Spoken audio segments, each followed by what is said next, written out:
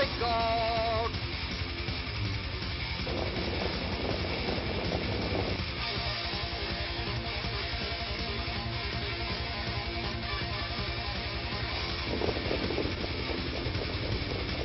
Three-quarters and 124.4. Ryan Cross, he's straight on top by 4 lengths. Hi everybody, I'm Steve Ross. Welcoming you to a brand new show here at Harrah's Chester, an amazing facility which we know you love. If you're not aware of it, you should be. And the show is called Pennsylvania Harness Week right here at Harrah's. I'm formerly the track announcer at Liberty Bell Park and at Free State at Laurel. And this lovely lady to my left is a familiar face if you come here to Harrah's on a regular basis. And if not, she's probably a good reason to come to Harrah's on a regular basis. The lovely and talented Shannon.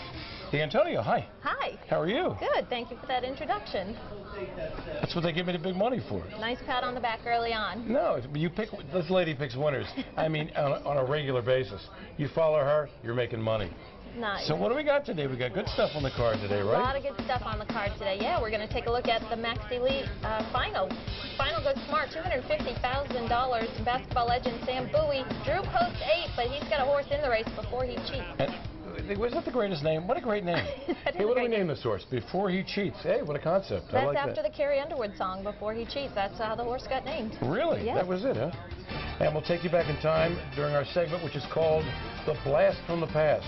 Take you back to the good old days as we harken back to the Big B, the legendary Brandywine Raceway, and we'll have a look at the 1980 Battle of the Brandywine, their signature event. That's right, and also we take a look at Pocono Downs, a race there, the richest race of the season. It's the Max Hemp Final, which goes today. And we have the elims too, don't we? Yeah, we're going to take a look at both eliminations, setting up the final for you. Good stuff. This show, by the way, we hope will become a regular part of your viewing agenda during the course of the week, because this is a game that I love dearly and Shannon loves dearly, Right. and we've been into it for a long time. And for those of you who are the veterans, and remember the good old days, you know, when Brandywine and Liberty Bell were open, and the mid-'70s when the Meadowlands opened, you know, you lived for the weekends because it was the preferreds, the invitationals, the different stakes races, and that was the best. That's what you live for. That's right. And then whether or not you folks got disillusioned and or disenfranchised, I'm here to tell you, we're here to tell you, that this facility, Harrah's Chester, is the real deal. And they're bringing back racing's halcyon days. It's never been better. And the reason is cash. These people spend money like it's water, and they put it into the purses. And what does that mean? It means the best horse flesh, That's right. the best horseman. And one look at the driver colony here, That it is tells you. top shelf, big time. That's All right. the boys are here. That's right. All the big boys are here. And if you snooze, you lose. You know, if you're looking for full fields and competitive races, Harrah's Chester's the place to come. That's right. We're going to take a look at the Max Elite elimination. Race 3 here, Tim Tetrick. It was a short field of 6. Tim Tetrick takes the mare who goes off 1-2, Buckeye St. Pat. However, he's going to have to make a decision to take back because of some early speed in the race. Cayenne Turbo in 2-week notice like to leave, and they line up 1-2.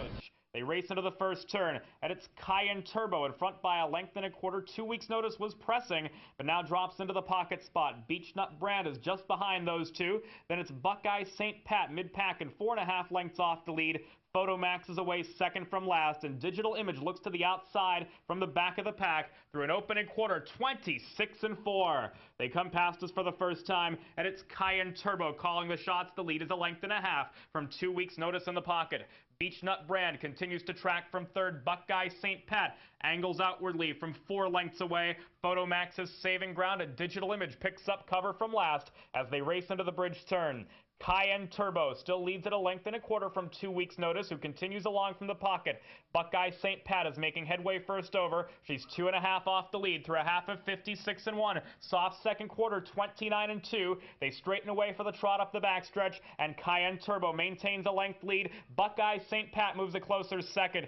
2 weeks' notice locked in the pocket spot. Digital Images gapping on cover. Beechnut Brand nowhere to go, 3.5 off the lead, and Photomax has excess cover and 5 lengths to make up. In the far turn, Cayenne Turbo leads it by a long neck, half a length. Buckeye St. Pat at the leader's throat latch now. 3/4 in 1:24.1. They're midway around the far turn, and Buckeye St. Pat moves up on level terms with Cayenne Turbo. Just behind those two is 2 weeks' notice. Digital Images digging in deeper on the outside, but 5 lengths away. They've got 150 to go, and Buckeye St. Pat takes the lead. 2 weeks' notice in the open stretch. Cayenne Turbo is fading, and it's Buckeye St. Pat who beats the boys in the first elimination. Buckeye St. Pat. Right, top 4 finishers in the elimination earn a spot in tomorrow's $250,000 final. Tim Tetrick and the mare Buckeye St. Pat score here, but Joe Anderson shipped in for 2 weeks' notice, who came in second. Wow. He was real happy with that, saying that he was glad he earned a spot in his final. His horse did have a couple of weeks off coming into the race. Yeah, I noticed Tetrick, he sat fourth and he made the one move, and he's such a patient driver. Yeah, absolutely. That he just sat and sat, and he kind of knew he had him anytime he wanted to go by, and he did. Yeah, he did. The track was off going. He did get flushed first up by Trevor Ritchie in Digital Image. Nonetheless, he had the best horse in the race, and he knew it, and he drove like he was the best. Absolutely. You know, my mare is kind of a slow starter when she's racing. She likes to come from off the pace, and with the early speed, it just set up good fractions for her to, you know, get them late. Now, you also got flushed first over by Trevor Ritchie on Digital Image. Any concern? The track was downgraded to sloppy. Any concern with the off-going about being first over so early on? You know, it's never good to be first up at the 3/8 like I was, but this mare is pretty tough, and she was in where she really belonged. And, you know, good horses overcome the bad mistakes that you make sometimes, and she did that. Take us to the top of the stretch. You're neck and neck with Cayenne Turbo and Andy Miller. What were your thoughts there? You know, I was pretty comfortable at that point. You know, I knew Andy was used hard early in the mile, and my mare's, her game is closing home. You know, she can really get to the house well, and she does that good. So I wasn't too worried top of the lane. When we come back, we'll have the second leg, and it's an exciting one, of the Maxie Lee Memorial Trot, which will be contested here tomorrow at Harrah's Chester.